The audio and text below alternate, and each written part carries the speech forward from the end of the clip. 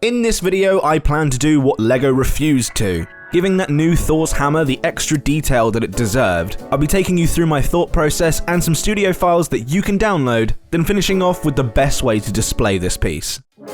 Last week I took a look at this. Now this is the Thor's Hammer, and I did have a few problems with it, and I think those are the problems I intend to fix. From the basic one, like changing the minifigure to just make it look a bit more accurate, to the more complex ones like adding the detailed engravings around the edges of the hammer, which I think is a crucial detail that LEGO forgot. And after playing around with it in studio for a good long while, I think I finally came up with a few ideas that I think you guys might like. Starting off where I like to start off with these types of things, I want to talk a little bit about the minifigure and what we could do to improve this minifigure. Now I said in my review that I really did like this Thor minifigure, however I didn't like the cape and I didn't like the hairpiece. Now the cape is an easy fix. I think we're just going to take one of these regular capes from this old Thor minifigure and we're going to put it on the new minifigure. I know there's always a big rival between the older capes and the newer capes, and even though I really do like the feel of the newer stuff, I think the older stuff just looks better on minifigures because it's thinner and it sits better and doesn't bunch up as much around the neck. I also said in that review that I didn't particularly like the head print because it uses the same one as Fat Thor. Now I get why LEGO would use this piece, but I definitely think that face print was designed to look like the bigger version of Thor. And I don't honestly think it works in this situation. Now you could use something like these Thor Ragnarok figures, but if I'm honest, I just think the 2012 version of Thor looks the best in this situation. Along with this hairpiece. Now I don't know where this hairpiece is from, but I found it on Bricklink and I think it's the best suit. This combined with the newer torso and the old cape, I think just looks so much better than this newer Thor fig. Now this is completely my interpretation and you guys are welcome to do this one or not, but for me, I think I'm going to keep my figure looking like this for the foreseeable future. Now onto the main hammer. Now I've got a part list in the description if you guys want to download this, but I got a few things here that will help me out. First of all, I got this. Now this is a segment of the hammer which is going to help us put those ridges in the hammer like you see in the film. The original hammer has these notches cut out of the handle on the metal loops that go round. Now LEGO decided to make these loops go all the way round the handle, which is just unfortunately not as accurate as doing it like this. Now this is a bit more time consuming and a bit finicky, but for the extra detail, I think it will be worth it.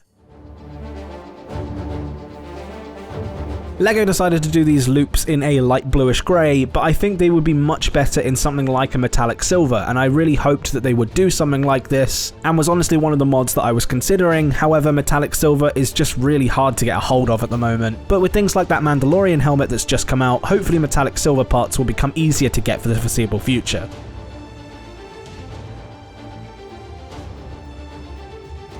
But here's the handle. It's a nice first mod if I'm honest. I really like the way that this looks. I think it captures the detail well, and if I'm honest, it's built with some parts that I think are really common, and you most likely have this many in your collection if you've got a basic LEGO bin. As for another easy mod that we can do, we can change out this top plate. Now I understand what they have used here is accurate to the film. There is indeed a flat section on top of Thor's hammer, but I really wish this round 6x6 plate had been a 6x6 tile. But unfortunately, they don't make one in that color that's also flat. However, they do make this piece. Now this piece is more rounded, so it will be less accurate. However, it will be a lot nicer looking in my opinion, considering it's tiled off. And now moving on to what I believe to be the hardest mod of them all, trying to get that engraving on the Thor's hammer. Now I understand why LEGO didn't do something like this. It's an insane thing to try and take on. If I'm honest, I would have been perfectly happy with just a sticker detail here, which I said in my review. However, I did want to take on the challenge of trying to do something brick built and put here and make it accessible for everybody to do. And to do that, I had to take the majority of the front part of the hammer completely apart. Now if you look at fan models, I think the best one I saw was this one. Now unfortunately I can't find who made this one originally, but this hammer uses whip pieces, and as much as I like this, you just can't get any of these pieces in that colour. But I wanted to try and get this similar vibe, instead of it being just one flat surface. Now this is where the use of metallic pieces comes in. I really like metallic pieces. I think they're some of the coolest looking pieces that you can get from LEGO, and I found a bunch of these pieces on Bricklink, and it was just a simple case of working out what kind of configuration I wanted to put them in and create some form of nice pattern, and then working out how I was going to attach this to the hammer. Now unfortunately I couldn't do any sort of hinge mechanism which would have allowed me to do the nice angle, so I had to do the step down method. But because these end pieces are using slopes, it does give that illusion of these being a more angled set of pieces and doesn't ruin the shaping as much as I thought this method would. And with all these pieces finally decided, I can snap these side panels off and actually put them on to the final hammer. And here we go, and although we're not done with the complete build yet, I think this is a really good place to stop and have a look at the hammer. I think we've done all the mods that I'd like to do to this hammer, and although if I'm honest we haven't done much, I think it's a much better representation of what the Thor's Hammer set should have been. And sometimes the best mods are always the simplest. You don't have to go redesigning the whole handle section just to make the handle smaller, just adding things like these little rings just to break up that symmetry makes it look just so much nicer if you ask me. And those metallic engraving pieces on the end just really set this apart from anything currently in my collection. I liked this hammer before I did the mods, and now I like this even more.